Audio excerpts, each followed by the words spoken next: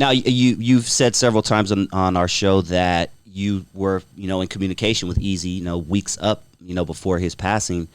Did he ever mention anything about leaving Ruthless? He just, I was up there for something, and I realized the vibe in the office had changed completely. Okay, the vibe had changed completely because usually it would be this big brother, big massive dude, wearing these boots and stuff, right? Whatever. And he was always cool with me, but he had a different attitude. He was different.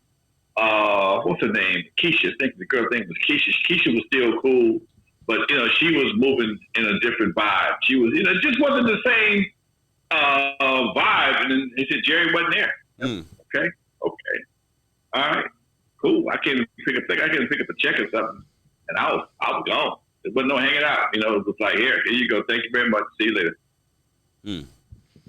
Damn. Okay. It just, it was rumor had it, some cars had been bought on the Ruthless dime that didn't go to Ruthless people and some other things.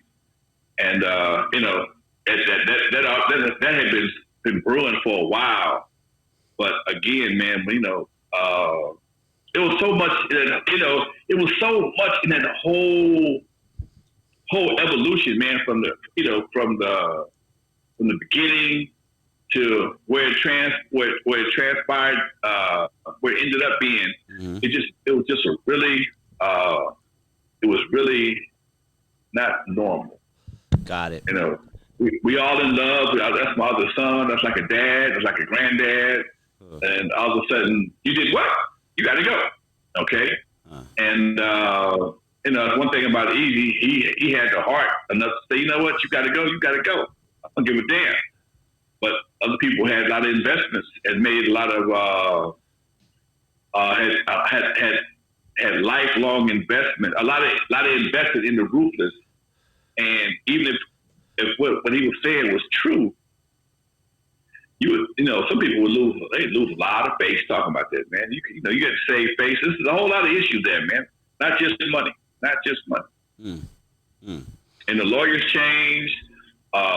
Everything changed. You got new lawyers. You got new everything. And dude, that just who's the lawyer now? Yeah, it was that was my word for that whole period. Damn, you bullshit. So it is what it is. And I'm sure when you look at EAZY, you look at Jerry Heller, you put them together, it's almost inevitable that it's not going to last, right? It was, in my book, it never should have worked in the first place. But sometimes when you see a situation that you can win in, you just win as long as you possibly can. I think they even said it in a documentary. Yella said this. They had no real guidance. They depended on the person that was going to guide you was always the person that was also the person that had the option to take advantage of you. Okay, how do you, but because they were so young and so naive, and they was all in, they was winning. I mean, it's a common scenario. When you have a youngster that you take out the hood and you throw some money at them, throw them a new lifestyle, and you tell them what you want them to know, not what they need to hear. And that's the difference. Tell them what they need to know, but not what they need to hear. Okay? I mean, tell them what they want to hear, but not what they need to know. And it's only a matter of time before this whole little house of cards come crumbling down because it's not built on anything. And I got to say this, and I was telling somebody, I was having a conversation the other day, asking what was my key to my success and my longevity. I always had an older dude over my head, man. Whether it be my dad, Jeffy, old man Doodles, Swamp Dog, I always had somebody looking over my shoulder, ready to put a foot in my ass when I stepped out of line. And that was something most cats didn't have at that time. Even at when it became the Wrecking Crew versus Uncle Jam's Army, Jeffy would come in the eve after dark and look around and see what was happening. Nobody checked up on Uncle Jam's Army dance, so people got naked. It was all kind of shit happening at Uncle Jam's Army, okay? that wasn't happening even if it would have when we had incidents like that. I felt the impact. Damn. Okay, I felt repercussions. I had consequences and repercussions. Okay, we had some situations where girls got butt ass naked at eve after dark, butt ass naked. That's when I got raped a couple days later, and the guys who did the raping told the police that she got naked at eve after dark. And guess what they called?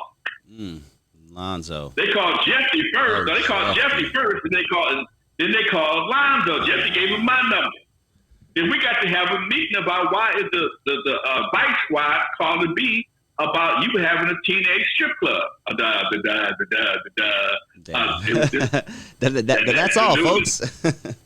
Dude, I mean, so when you got that kind of foot on your neck, it makes you govern your situation differently. Mm-hmm. When I had doodles, I had the police on my ass, man. When I had skateboard, I had to answer to Craig. So when you constantly under some kind of type of governing situation that you had to look past just the money and had to look for the longevity of the overall operation. It wasn't just about my one night there. It was about the whole operation. Mm-hmm. That was something that Jeffrey taught me. That was something that, Craig and Doodles, hey, man, I've been there for 40-some years. I can't have no bullshit over here. I understood that. Mm-hmm. Yeah, yeah. And you know what? That kind of leads into what I wanted to talk to you about next. Going back to someone not really having an older person, looking out for him, or at least telling him, hey, maybe you shouldn't sign that. Hey, maybe you should get a lawyer before you do that. These are all important things, because you mentioned earlier about N.W.A. just, being young and signing their life away and stuff like that. But the latest artist, I should say, to be upset with her record label, probably the biggest artist, not just female artist, but rapper right now, Megan Thee Stallion. And it trips me out that in 2021 we're still having these conversations. Like, this stuff has been happening since before your time, and people are still signing the same type of deals. They're still doing the same thing. They've seen it. I don't know. Do they think they're gonna change it? Megan Thee Stallion saying her label won't let her release music at her terms, basically. Well, I don't know. First of all, I don't know what the terms are. Okay. Second of all, you work for them. When you sign that contract, you are their property, okay? And they tell you in the contract, they have final say-so on everything, whether it be your picture, your album cover, your producer. They pretty much have final say-so on all that. And it wasn't up until in the last few years when you have social media, now that we have social media, that people can complain and get somebody's ear and take it to the public, the court of public opinion. Up until now, we never had that option. Now you can do that. But this has been going on forever. And what happens is, I think Megan just had a contract situation with her original producers, her original label. I think she wanted to go to Rock Nation or something of that situation. I'm not sure. I know she had some issue between Rock Nation and her original label. Don't know if the deal ever got completed or not, transferred or sale or whatever the case may be. But as an artist, you ain't shit. Mm-hmm. You ain't shit. You just a means to an end for the record company. Understand that. They treat you like a king till you sign, king or queen till you sign that damn contract. Once you sign that contract, I got you. It's like being married. Okay. I got you. Okay. Now, all that what you think you know, they're gonna do with me and my money, because my money is the reason why what you're here for is to get me some more of it. Mm-hmm. That's your responsibility now. Give me some more money. And if I see you go in a certain direction that's gonna hinder me making me more money, then we got a problem. Prince. Okay? If you go in a direction that I don't feel is gonna be as beneficial for the record company as it should, we're gonna have a problem. And there's very few artists that you will ever hear that are been eternally happy with their record companies. It don't happen. That's crazy, man. They all fall out with record companies. Yeah. Everybody fall out with everybody. Okay? And nowadays, with people, her maybe working with Cardi B, Maybe Cardi B getting a deal that she thinks she deserves. Okay? Cardi B came in with her own money though. She came in writing her own checks. So she was probably was able to maintain a better position when it came to negotiate. I don't know. I'm just speaking out loud. Okay? Don't know exactly, but that's what happens. If you come in with like Master P, he came in with his own money, his own market. Now he needs distribution. That bullshit you gave them over there, that was a good deal for them. I want something better. Hence, no limit records. Okay? What EAZY got for Ruthless, when he had his label, that was a big deal. That was a big deal. But then Master P said that was a distribution deal. That was even a bigger deal. So it all depends on how you come into the game, coming in with your pockets full already. If my pocket's already full, what I need you to give me 10% of 100% of what I already got. Right. That don't make no sense. If I already got 100%, why am I going to sign a contract and let you give me 10% on control and ownership? Okay? Just for distribution? Nah. And everybody don't understand that. And, sometimes, especially if you get hot quick, you think whoever you find with, automatically take you to the next level. In some cases, they do. But also, it's a price to pay to go to the next level. Because now I'm spending big money. I'm spending $500,000 on your marketing and promotion over the next 6 months to a year. You got, like I tell you, whatever I feel comfortable with doing. Because I'm the one taking the risk. You're the one that stand to win the most. Okay?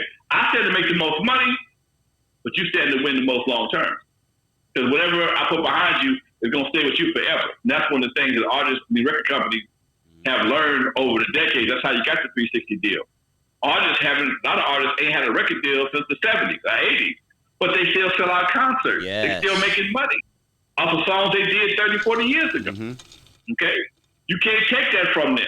Okay? They're no longer signed to you. They still sing these songs, do these concerts, and make money forever. And that's one of the things that record companies are trying to find a way to rap, especially nowadays, because record sales are so low. We give you the 360 deal. If you become a movie star, a tennis shoe manufacturer, a perfume salesperson, you sell in sports drinks, whatever you do, I get a piece of it. It's not all of it first.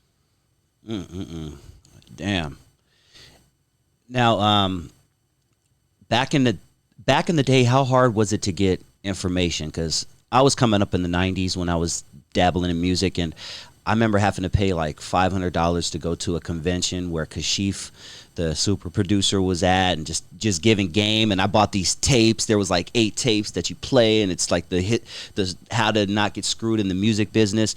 You would think nowadays, with our phones, these young artists would have more information to not step into these type of deals, right? You would think, but they too busy getting high and trying to be something they're not. Man, that's not thinking about all you're looking at is the end result. Forget the process. Okay? Forget the process.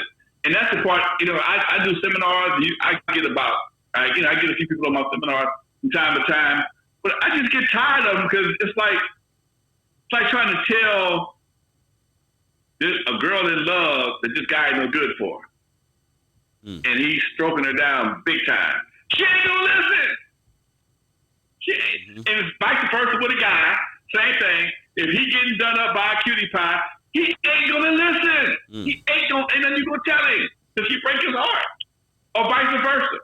And it is you wasting your time because they're gonna give you every excuse in the world. Oh, he loves me. He cute. Okay, I want to have his baby. He's smart. He got a good job. He said, she said. And it's go back and forth, and because they blinded to the reality because all they see is the glitter and the glare. Damn. And this is just like any other relationship. They ain't gonna pay you no attention as long as they think they winning. And as soon as they break their heart, then they want to come talk to you. What happened? What I do? You was black belt stupid.